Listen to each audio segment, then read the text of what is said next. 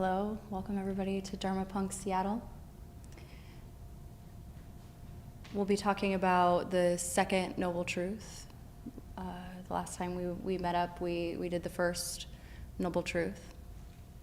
The second noble truth is there's a cause to suffering. So if you recall last time, there is suffering. We're changing it slightly. There's a cause. Again, I like to point out how maybe obvious some of these statements might be. There's a cause. There's an end, apparently. There's a path. These all seem pretty easy. And yet, what would our lives be like if we knew the cause of our suffering? You know, we can say, oh, of course there's a cause to suffering. But if we truly understood the cause, what is the likelihood that we would still suffer? And so, you know, that's one of the big reasons why I continue to return to the Four Noble Truths as one of my core practices, because I still suffer. And until I get to a point in my practice where I can say there's no suffering, that means I don't understand it. And that means I have to look at these simple phrases. What is the cause? Where is the cessation? Where's the end? What is the path? I have to keep re-looking at these little tiny things in order to get to the bottom of it. And so, what does it mean when the Buddha says there's a cause to suffering? In Buddhism, it all simmers down to craving. He'll point to a lot of like different branches of craving, you know, greed, hatred, delusion, are little branches that come off of the craving. You know, if you're wanting to put some more branches on it, you could put impermanence, unsatisfactory, and impersonal. But all of them kind of at their core, at their very core, come from craving. And so much about, I think, the second noble truth, there's a lot that we have to do to better understand the way that how we associate words with what is intended or what is meant in Buddhist practice. And so I think prior to coming into my practice, when I heard the word craving, you know, what I thought of was like a craving for a drug, a craving for like a cigarette, you know, a craving for some ice cream where it's like that itch that is like really intense and I just want it and I just need it. And craving in Buddhism is so much more broad. You can sometimes see it's being synonymous with just desire, with just wanting.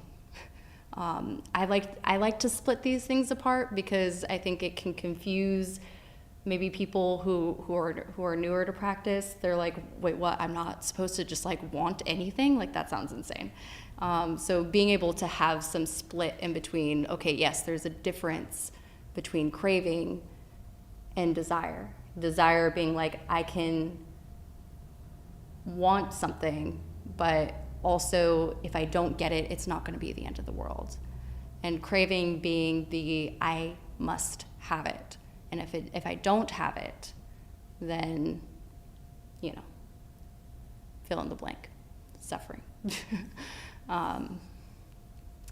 So some other key terms that I feel like are important to understand before I go more deeply into the talk today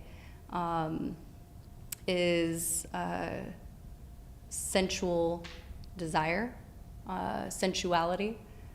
Again, another word that I think, you know, it's like when I think of that word, because of my cultural conditioning, what comes to mind is like I think of like a female model, and the photographer is like, be more sensual, and it's like, you know, and like that's what comes to mind. And so if I'm asserting that sort of understanding when I hear the word sensual desire, I'm actually going to misunderstand what they mean by sensuality.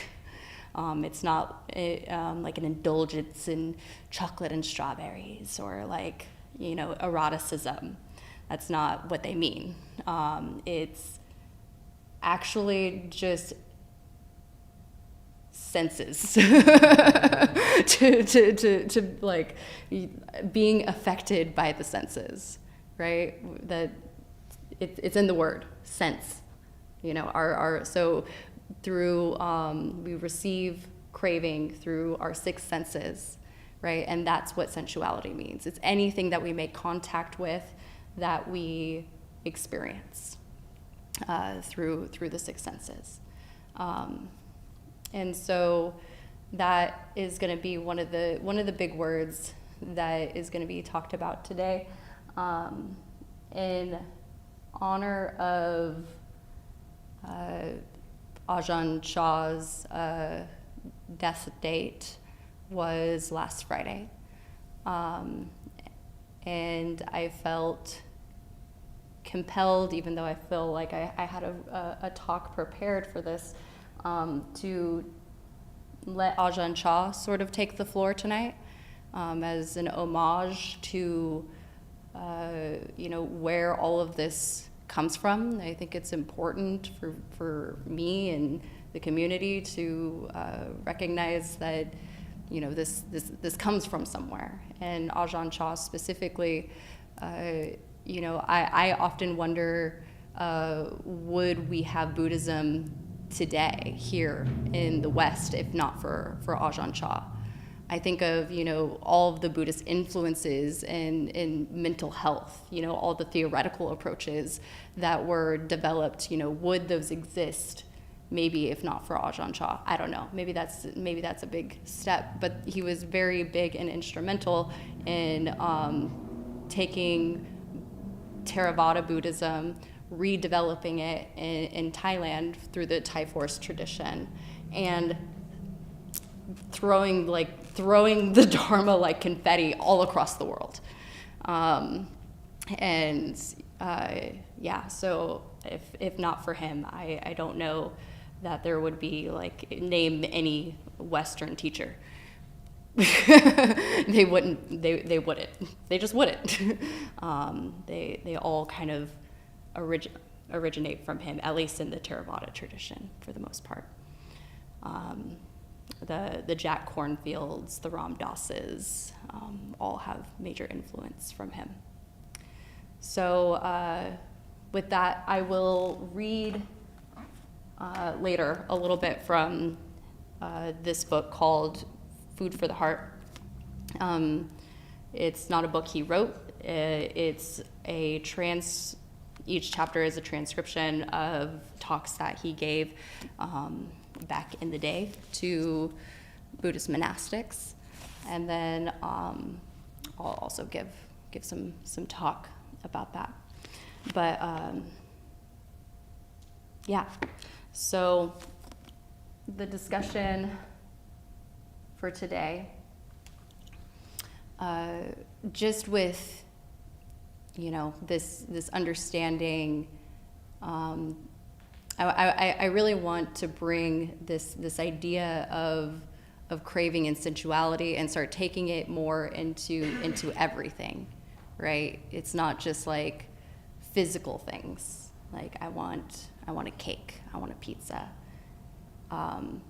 Craving and sensuality is anger, is resentment, is heartbreak, is you know, lust. It's all of it. So anything that we experience through the senses, that leads to suffering. So with that understanding, I'd love to just have more of an open form discussion about what does that mean to you? Where is this craving showing up in your life? And yeah, that's 2s and 3s.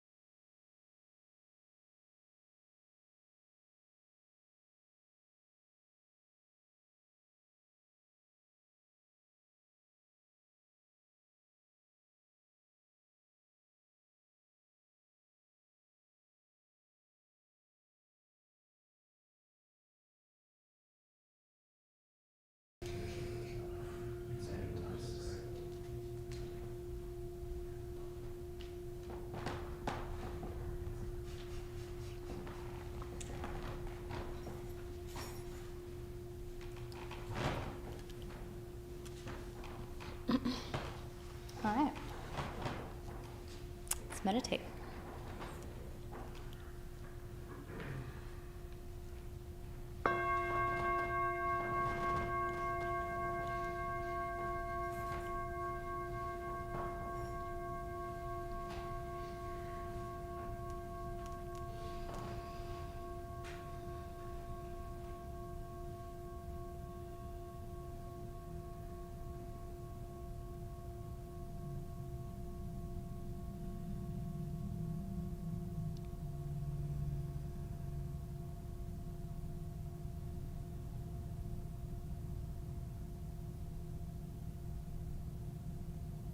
Finding a comfortable way to sit that is upright.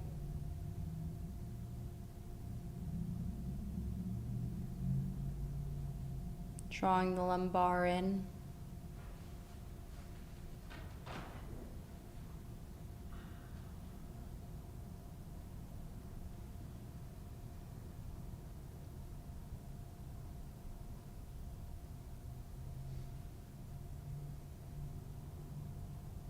Allowing the muscles just to hang off the skeletal system.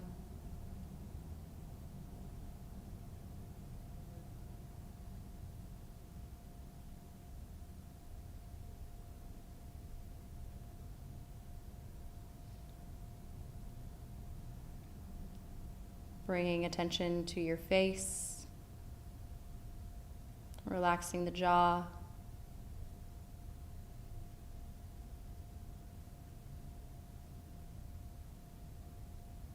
The muscles around the eyes and the tongue.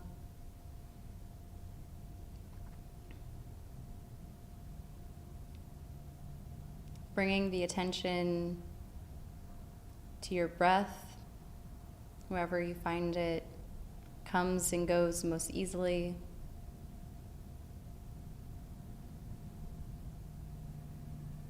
The chest or abdomen, the base of the nostrils. Picking one of those places and sticking with it.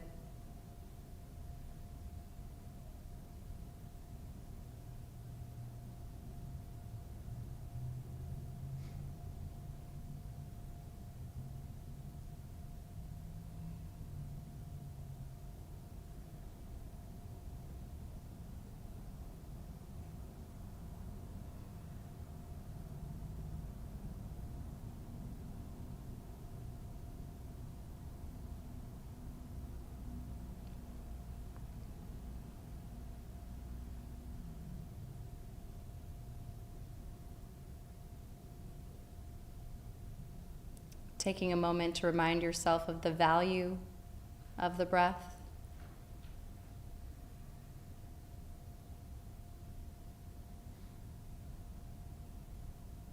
Through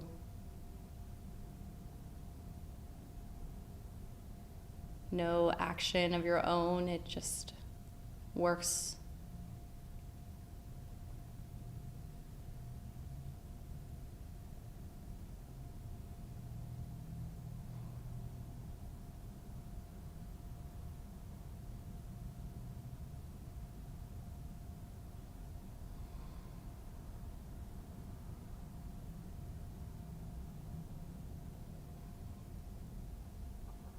Attempting to observe it in an endearing way.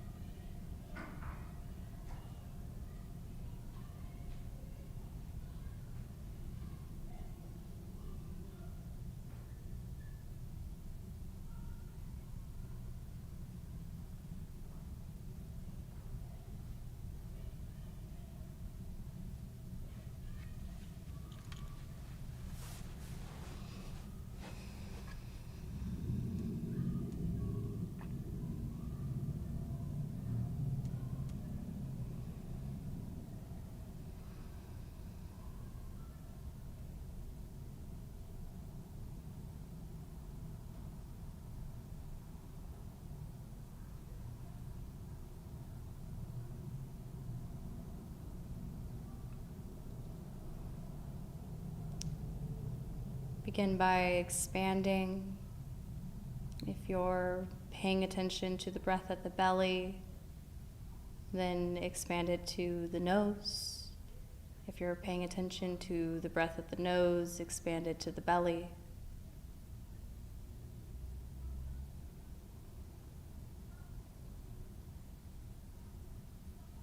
And just follow the breath going to and fro from each space.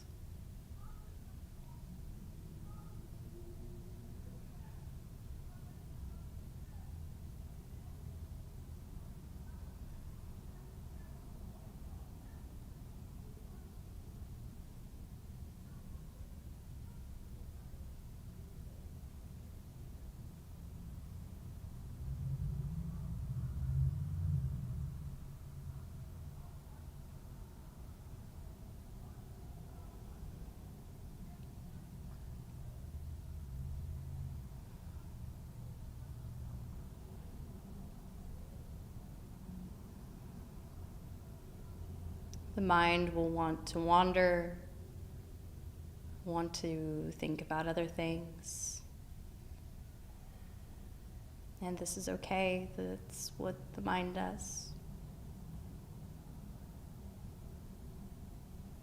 You have plenty of time to think about it later.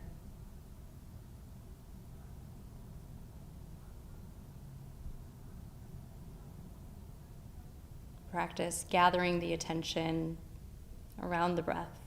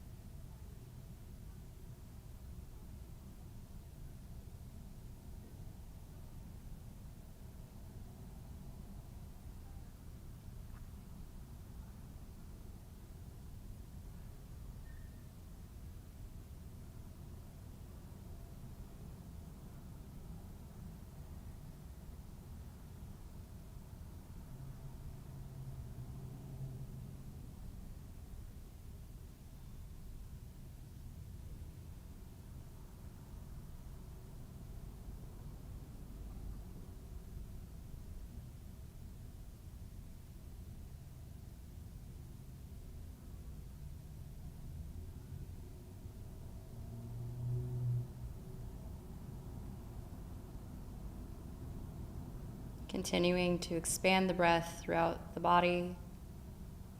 On the inhale, the breath moving up, out the top of the head. And on the exhale, the breath moving down through the lower torso, legs, to your feet.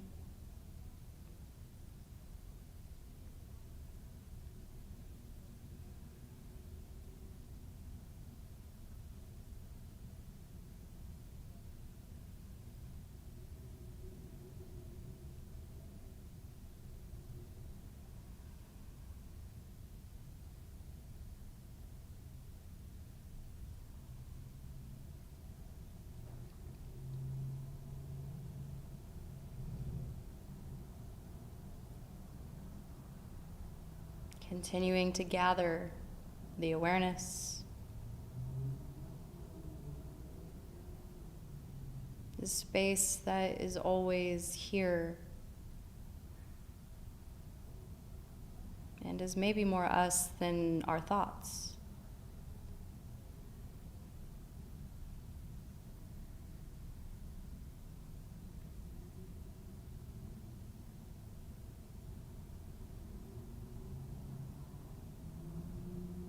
So often we identify with our thoughts and thinking, and yet we can see in our own meditation that we can't control what pops into mind.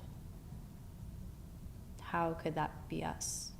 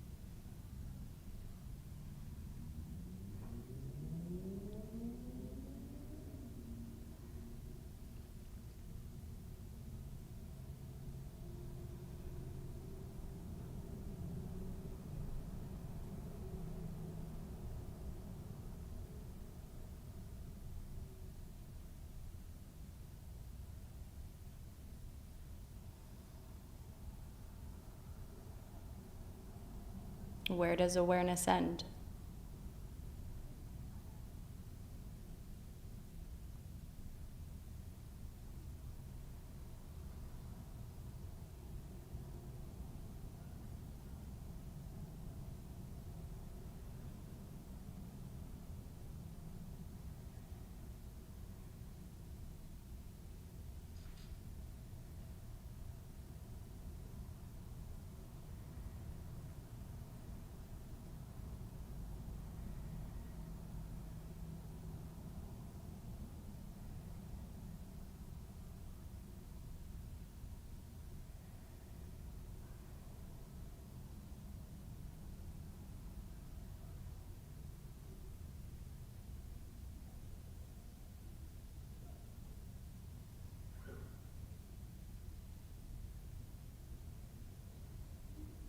If you're having trouble continuing to breathe in and out of the whole body, attempt to adjust your energy. Sometimes we're trying too hard and we need to relax and throw in some kindness.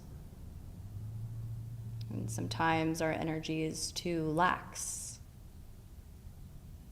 and we need to recollect our intentions,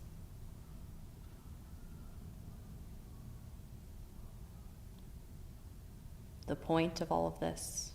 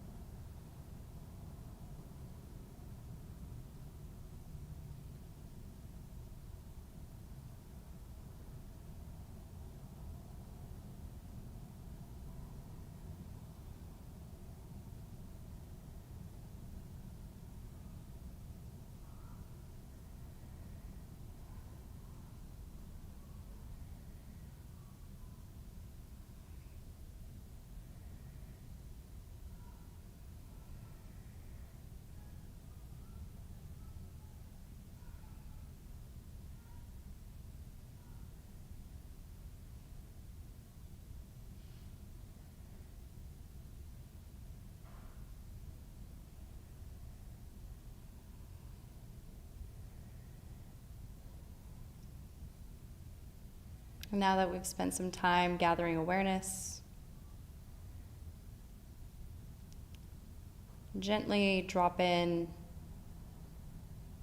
a thought of some form of suffering that is happening in your life.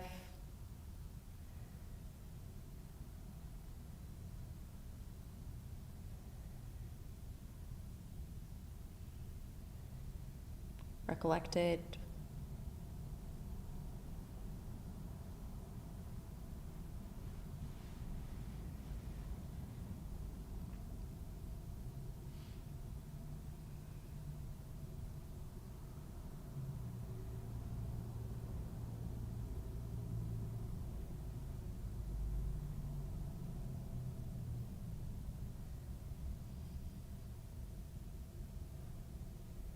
Often we find suffering to be the middle section, but there was a cause created by craving.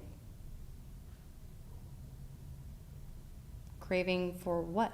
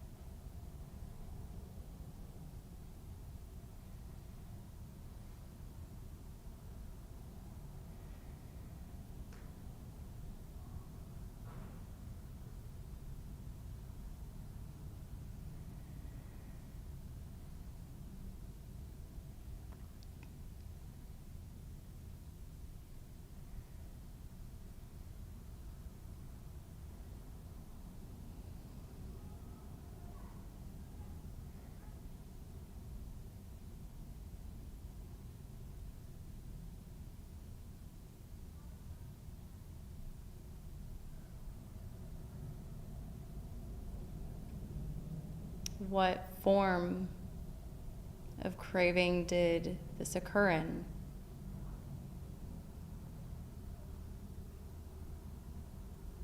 Craving for more, greed, craving for pleasant,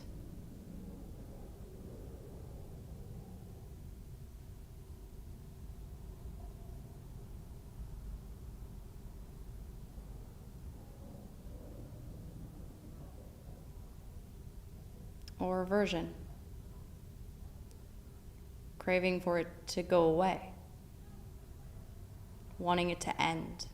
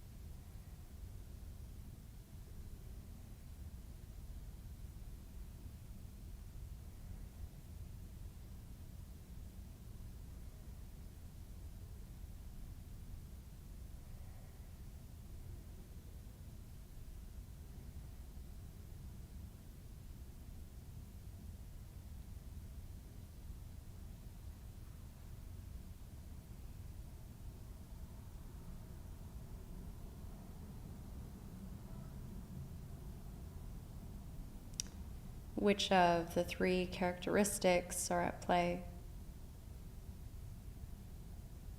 Is it unsatisfactory?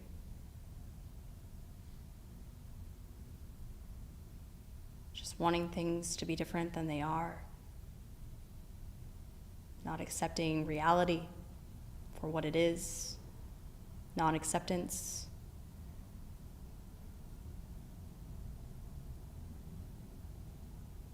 Is it impersonal? Making this about I, me, mine, my pain, my suffering, my way.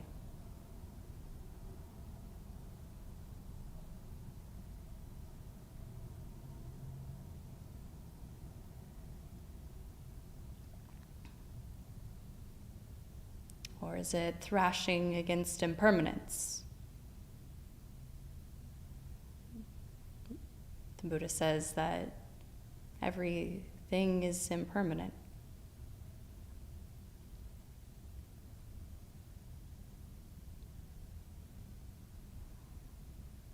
Are our nails still so dug into the thing that we lost?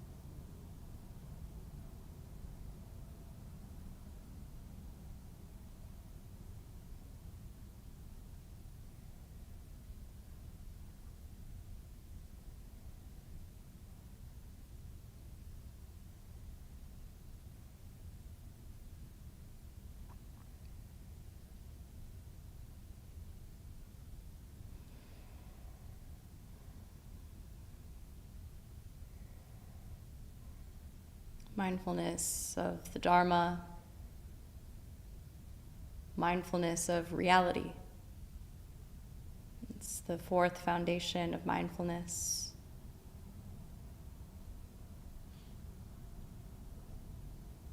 Using the tools given by the Buddha to investigate in order to see clearly.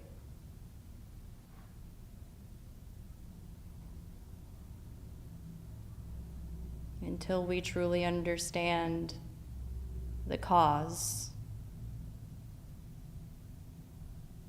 it will be difficult to change.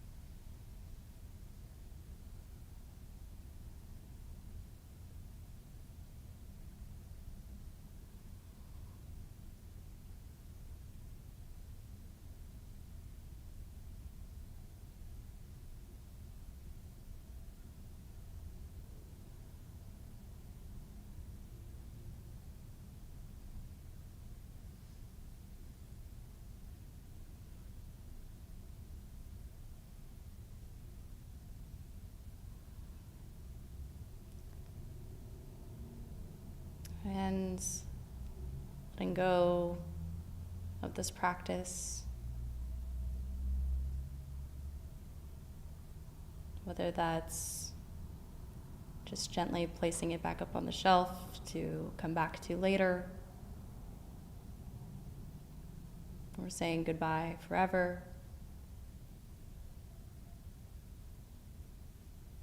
And turning the attention toward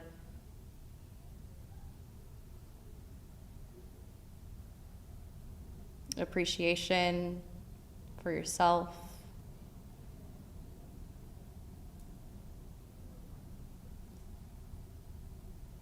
Thank you.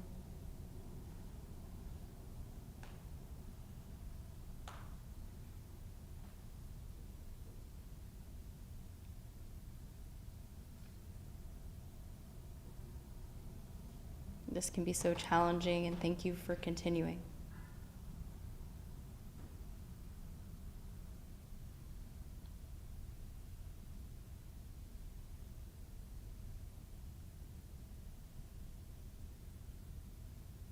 I know it's hard.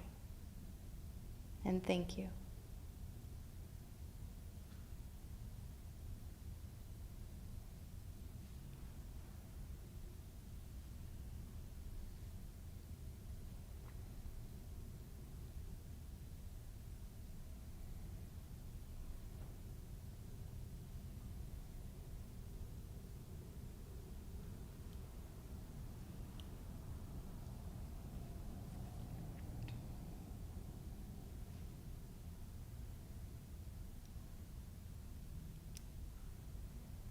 As the bell rings, attempting to keep the intention and momentum of goodwill toward yourself,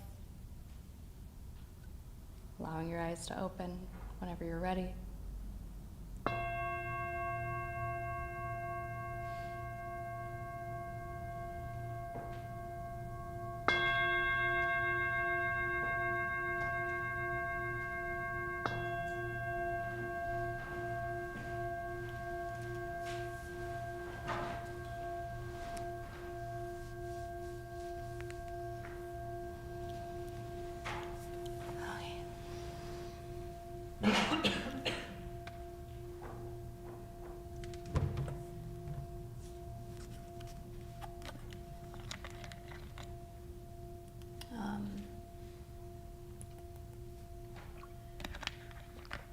Did anybody notice the cause of some suffering wasn't somebody else?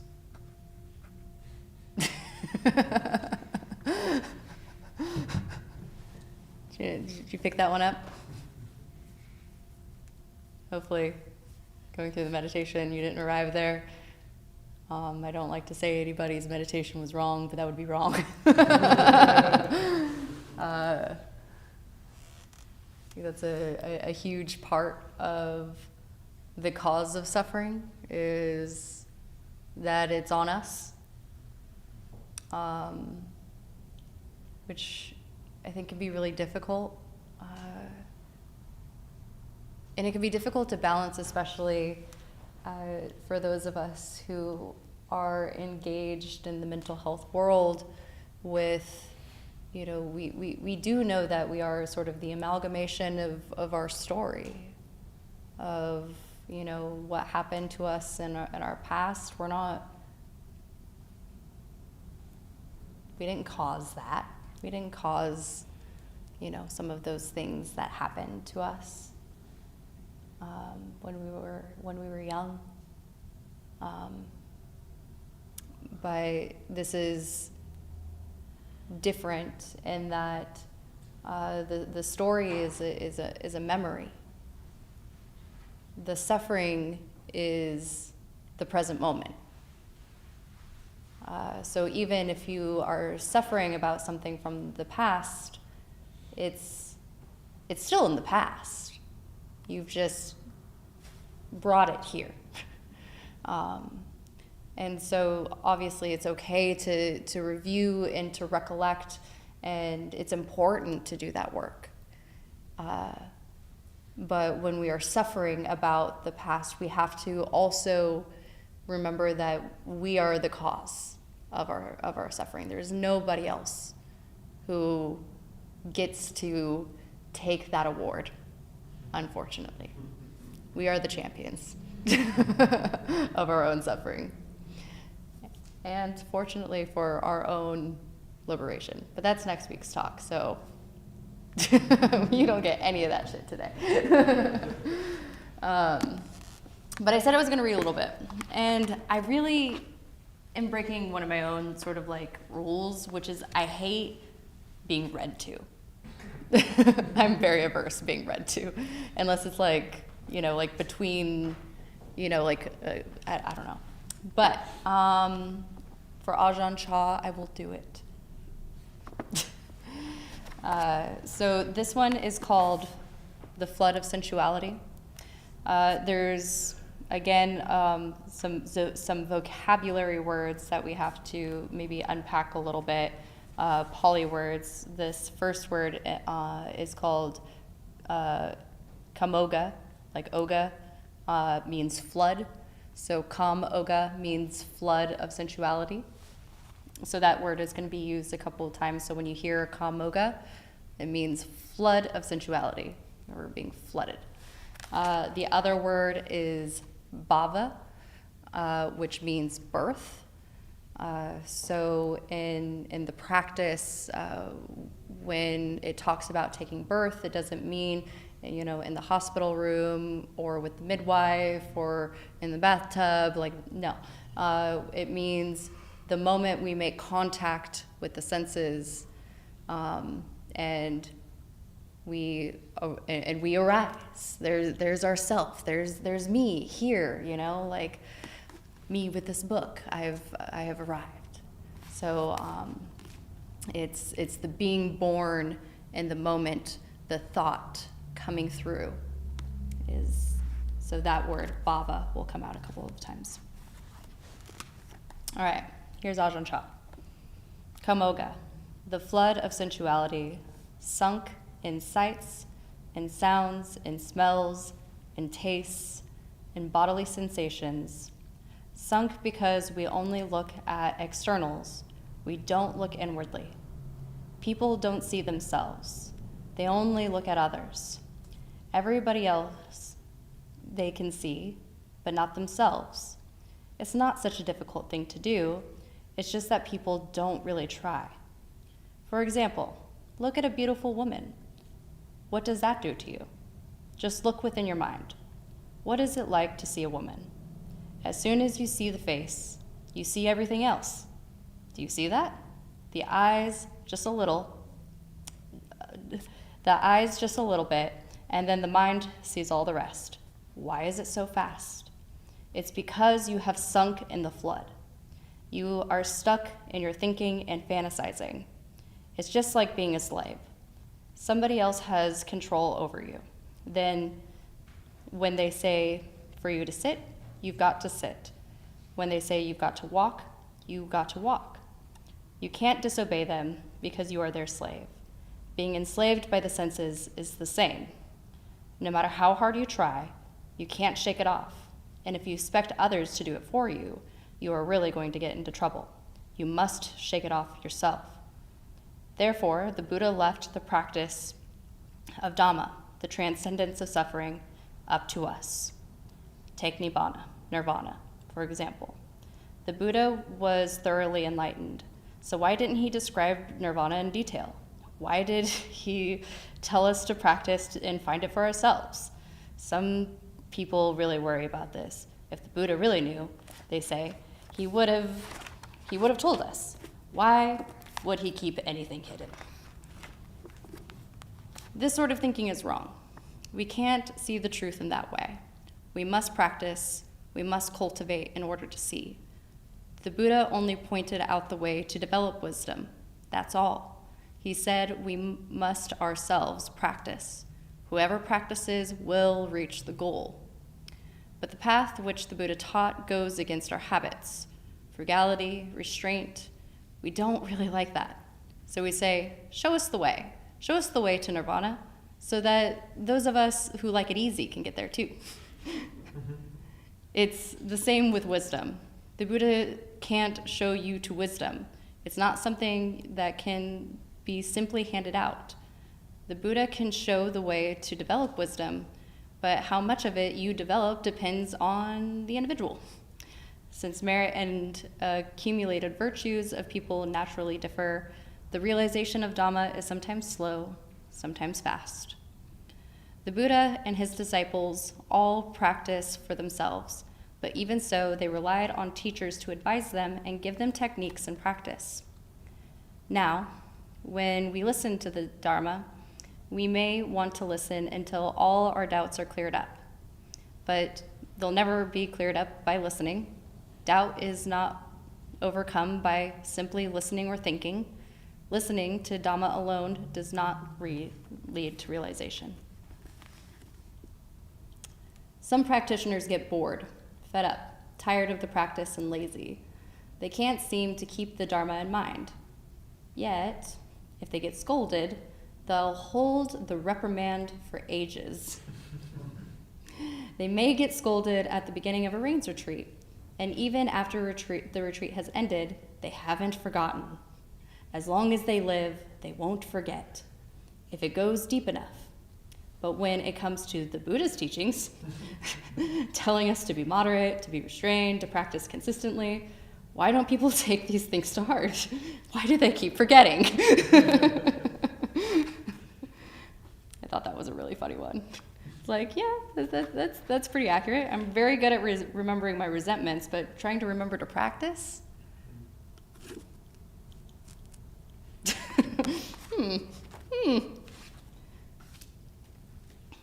All right.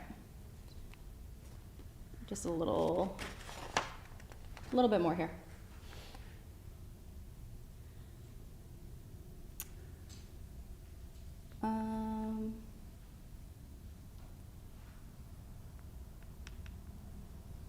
Sorry.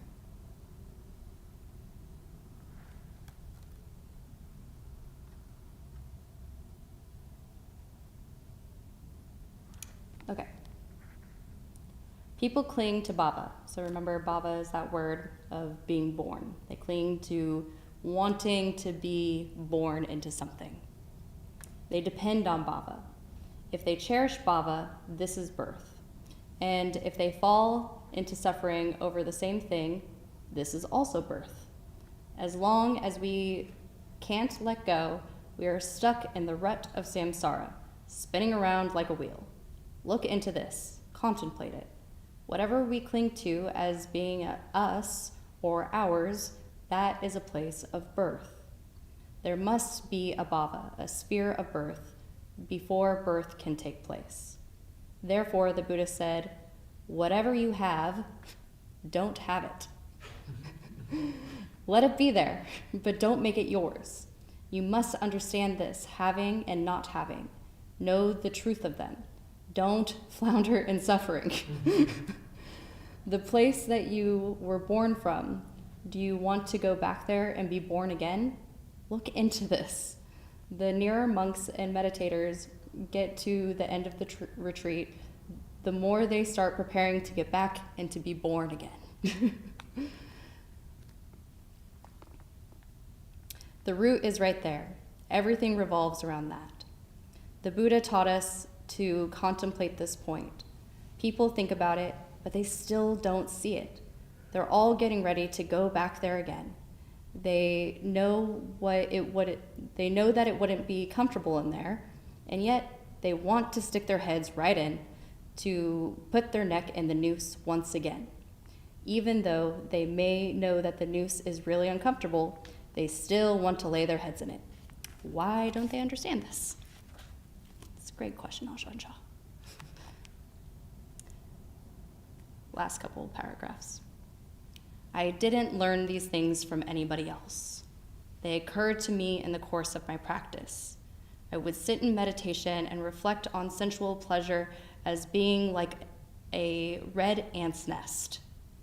A villager takes a piece of wood and pokes the nest until the ants come running out, crawling down the wood and into his face, biting his eyes and ears. And yet, he still doesn't see the difficulty he is in. However, it's not beyond our ability. In the teachings of the Buddha, it is said that if we've seen the harm of something, no matter how good it may seem to be, we know that it is harmful. Whatever we haven't seen the harm of, we just think it's good. If we haven't yet seen the harm of something, we can't get out of it. I'm going to say that one again. If we haven't yet seen the harm of something, we can't get out of it. Have you noticed? No matter how dirty some work is, people like it.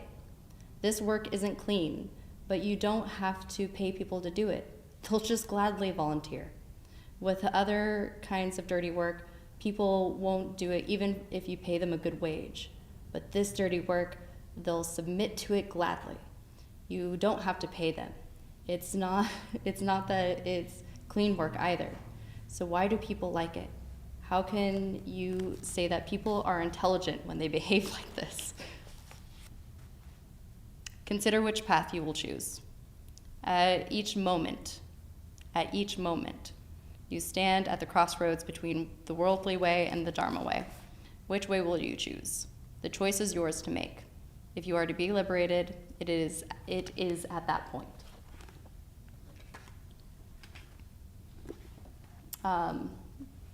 There's still more time for a talk, but I just read a bunch of shit.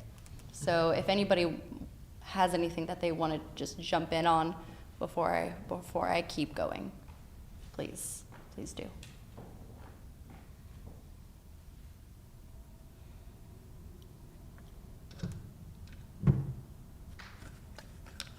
No. Okay. That fucking forgetter. This old time Renee used to always talk about having a built-in forgetter. Yeah. It's, I mean, and I think it makes it so obvious in some ways that it boils down to craving, right? Because all of the things that are easy to remember, don't typically feel very good. I think one of the things with people remember a harsh reprimand, but they don't remember the lesson that they're looking for. Mm-hmm. But the lesson they're looking for in this context is their own responsibility. All following that, learning that, being that is your responsibility. Whereas if somebody, calls you out on your shit, oh, we're enemies now. Right. This was a negative thing and it's your fault. Yeah. You can point the finger, that's your responsibility, you did that to me. Mm-hmm. Anything like that is that fault. That person, that thing, whatever that is, that memory. Yeah. Yeah. It doesn't leave any work to do. It leaves zero work to do. It's very easy to say that this is somebody else's problem. Yeah. And it's this practice is so both and in that way, right? Where it's we talked about in the beginning how simple these phrases are. This is all you have to do. All you have to do is understand there is suffering, there's a cause to it, there's an end to it, there's an eightfold path. And yet, it's the fucking hardest shit ever to do that, to truly do that. In the meditation, I in the intro, I talked about sort of the web, the tree of the cause of suffering, and so craving being sort of brought out into two main categories: wanting more of it, or pushing it away. This constant sort of push and pull, and it's even in the small things. Again, I encourage people to take this, very, very seriously when I say it's in everything, because I think initially in my own practice, I was like, okay, that's like a third of the suffering pie chart, right? Like the craving being anger and pushing it away and wanting more. But the rest of the suffering is like trauma and, you know, mental health issues and, you know, other stuff, and like filling in the pie chart with this. And it's like 50-50. Suffering 50-50. Take everything else out. It is 50-50. I want it, I don't want it. It's that fucking simple. Everything falls into those two buckets. I can't emphasize that enough because it took me so fucking long to get that, despite how often it was said in Buddhist circles. And then impermanence. I feel like I've talked about impermanence a lot, so I'll probably sort of glaze over that one. But when we go into our investigative practice, when we're starting to look at suffering, you know, those are the two things that we can look for. Is it something that I want more of? Is it something that I don't want? And to develop a further understanding, looking at what we call the three characteristics, starting with impermanence. Am I thrashing my body against something that is impermanent? That I am sad that my car, you know, got wrecked, and I'm thrashing up against the fact that it was always impermanent, that the relationship was impermanent, that the house was impermanent, that things were impermanent. And through our ideas and through our perceptions, we have created a story and a narrative of when that impermanence is going to be in the future, after death or something. But that is something that we made up subconsciously, probably. We probably didn't like sit down and, you know, we buy our car and I'm going to think about, okay, so when is this going to be impermanent, right? Like we just decide when I'm done with it, obviously. When I'm done with it.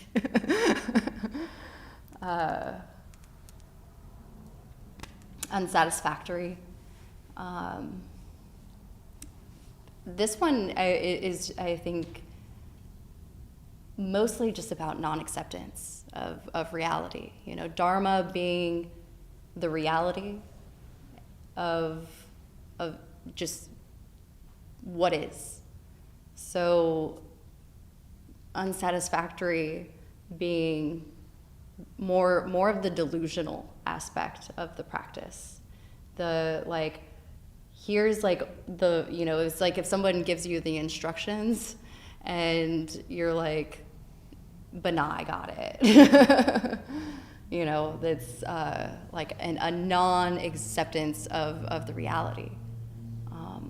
It just is, right? The reality just is what it is. It's just being what it is.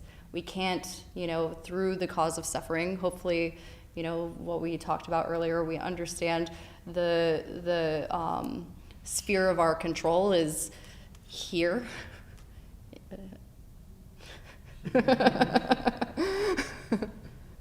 Vogue. And it's so not being able to have control of things outside of us. You know, codependency, I think, is a big part of unsatisfactory. People not acting the way that we want them to, right? It's a big part of just non-acceptance of that person being on their own plane, own timeline, their own fucking deal that has nothing to do with us. It's out of our sphere of control. And then impersonal. I said somewhere in the meditation,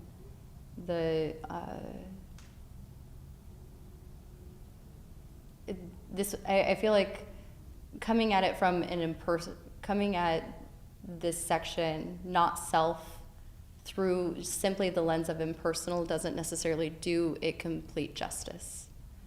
Impersonal is a big part of it, you know, like we don't want to take shit personally. You know, it's not personal, again, that people aren't acting the way that we want them to. But this whole part that Ajahn Chah was talking about bhava, about becoming, that is really where this self part is trying to point us. It's trying to point us towards not taking birth through the senses in every single moment, not being pulled by this sway of craving and aversion, you know, needing to repel everything that we don't like, and you know, being born out of that.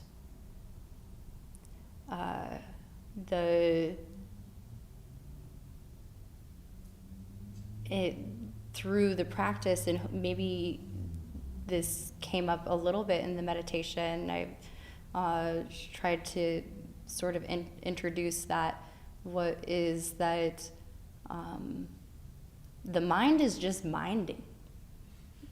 And if you think that's you, you're wrong. That's what the Buddha is trying to tell us through these practices, is that the stuff that you think, you know, it's like we think that our thoughts are us, and yet the practice is trying to take us, you know, like the thought comes up and it's trying to take us and bring us outside of that, so that way we can just be the observer of the thought that arises. What happens is we get sucked into it, right? We get flooded by it. the flood happens, and there we are. We're born again. And so when they talk about, you know, like what is nirvana, it's just not being born. It's staying in this place, this steady place of awareness long enough, so that way we can just let whatever is coming through the senses, whether it's, you know, somebody insulting us, whether it's wanting a cookie, whether it's wanting sex, whether it's, you know, like whatever is pulling us, and we can still have all of those things. But we're not being, like Ajahn Chah was talking about, we're not being a puppet to this push and this pull. We can make the executive decision around the heartbreaks and around the impermanence.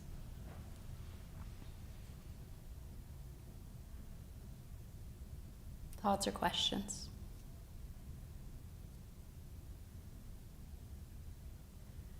That was interesting what you said, the unsatisfactory part. I really looked at it that way. I was kind of thinking of it as, like, 'cause I try to look at that lens, right? Permanent, satisfactory, and so Impersonal. person. Sorry. When I was thinking of that, it was like in the morning or whatever, like that lens of things, right? I was thinking of that one, it's after, it's like don't be surprised that things are going to go my way. Mm-hmm. If I'm going to walk out the door, something's going to piss me off, or something. Just don't, you know, that I kind of think of, like, don't be surprised that, Yeah. you know, something's not, but there's something I'm going to see is not right, Yeah. you know. Yeah. No, that's another really great interpretation of it. I like this. The way that you described it reminds me of this Zen adage where they talk about, you know, if I were to cross the bridge 99 times, and 98 of those times it broke, but one time it worked out, Like that being like what our expectation of things going our way should be like. That like we should maybe more often expect that 98% of the time it's gonna not go our way. That and like you said, that not to be surprised by that. We're always so shocked when things don't go our way. We're so mad. But I perceive things aren't going my way. Yes. Yeah. And the world is just being worldly. I think like one of the ways that like I've always kind of had the thought, it's like, oh well, you know, I can die at any time, right? Mm. There's nothing saying that I won't get hit by a bus tomorrow or even like, you know, in an hour. Mm-hmm. But it's not something that I've also applied to every situation I've been in. It hasn't been something that I've applied to, like, you know, my car tire. Yeah. My car tire could die on the way home, but it's like the, you know, the good mood that I'm in tomorrow morning. Right. There's nothing saying that won't have a stroke at 9:30 a.m. like, it's something that I've applied to myself plenty, but I haven't applied it to all things. And then when I find myself frustrated about it, why? Yeah. I've accepted my own fucking demise. Why can't I accept the fact that my dog's gonna shit on the floor? Yeah, it's a coin flip every day, either it happens or it doesn't. Yeah. Right. Yeah. No, that's a beautiful point. Yeah. Well said. It's just fun to get mad at things too. That's it. I'm indulging in my It's radiation. entertaining, the mind. Yeah. Right? It's like, oh, here's a reason for anger. Yeah. Here's a reason for feelings. Justified anger. Oh, especially justified. Most addicting drug there is. Justified anger. Yeah. That's what I was coming up against during the meditation. It's like, well, but what about the world and all the shit that's happening? Right? Yeah. Real. Right. But how do you not get attached to that? Mm-hmm.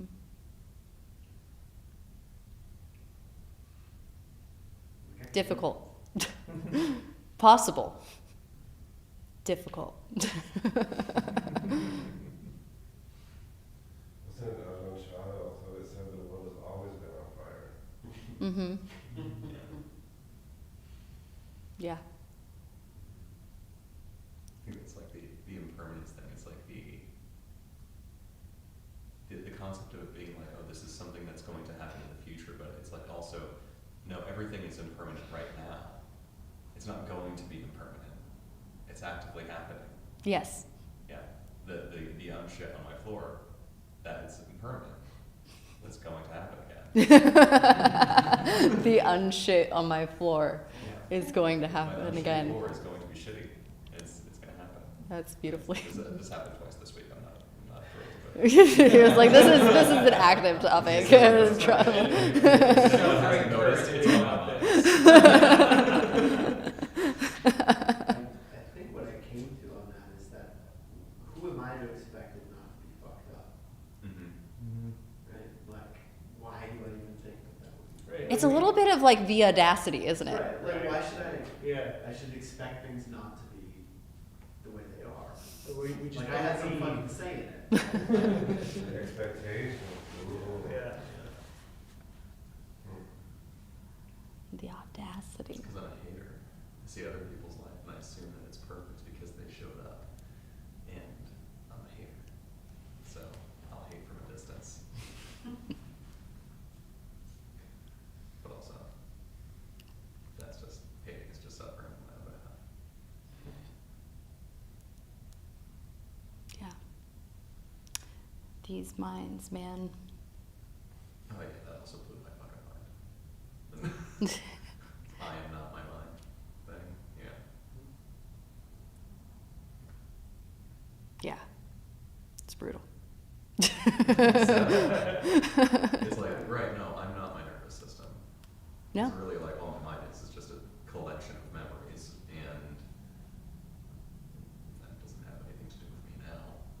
Nope. It's it's both like, I feel like can be scary, but also hopefully such a relief too, that we're not our thoughts. Yeah. It's a big catch-22 because you have to think that. Yeah. You have to remind yourself of it. Well, like to say it out loud is kind of purpose.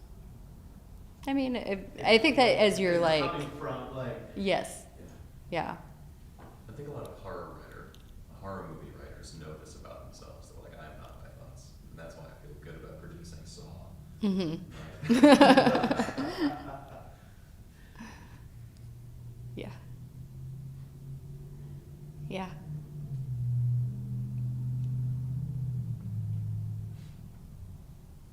Just, it's like kind of majestic to watch the mind just create the belief that my life will remain substantially unchanged forever into the future, and then the suffering of fear that that belief isn't true at the same time.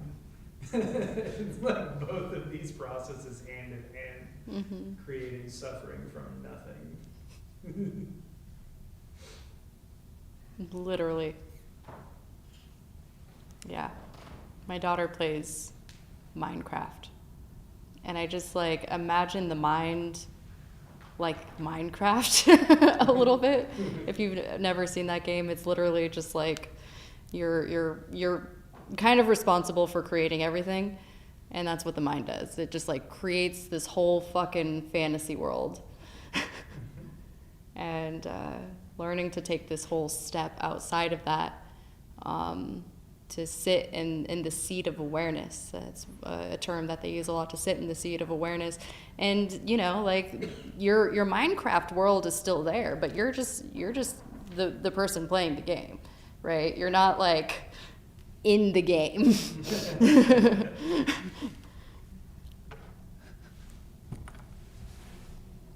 All right. That will be the end for today. Happy Death Day, Ajahn Chah. If you ever want to visit him, he is in Thailand, in this monastery called Wat Pah Pong. He is dead, but his skeletal remains remain very much present in a monastery, so you can go visit. All right, Donna, a 5 to 10 suggested dollar donation, so that way we can pay rent here, and any other costs above and beyond, just trying to keep things growing. You can pay Cash App, you can pay Venmo. Cash goes in the bowl. A few announcements. One announcement, I should say. I announced it last week, but there's going to be a retreat on January 31st with Reverend Seho Morris. He's got decades of Zen practice, so it'll be a little bit of a different perspective. He's bringing this curriculum he's developed himself, which kind of goes through the different Buddhist realms, but he brings this up in a very digestible way. This new curriculum that he's formatted is very geared toward being digestible to anybody who maybe doesn't know shit about Buddhism. So yeah, it's going to be quite the treat to have him here. So come hang out, support. It'll be from 10 a.m. to 4 p.m. Any questions about the retreat? Did I answer everything? This room? This room. Well, I think we have the whole space, so I'm not quite sure what room we'll be in, but we'll be here. Just do walking meditation in the cathedral. Yeah, I think we have the whole space to ourselves for the entire time, so All right. If you would like to put your hands together for dedication of merit, you may. If that feels too weird to do in this space, totally fine. May any merit that was gathered here today be spread above and below to the seen and the unseen, all of those who are still suffering.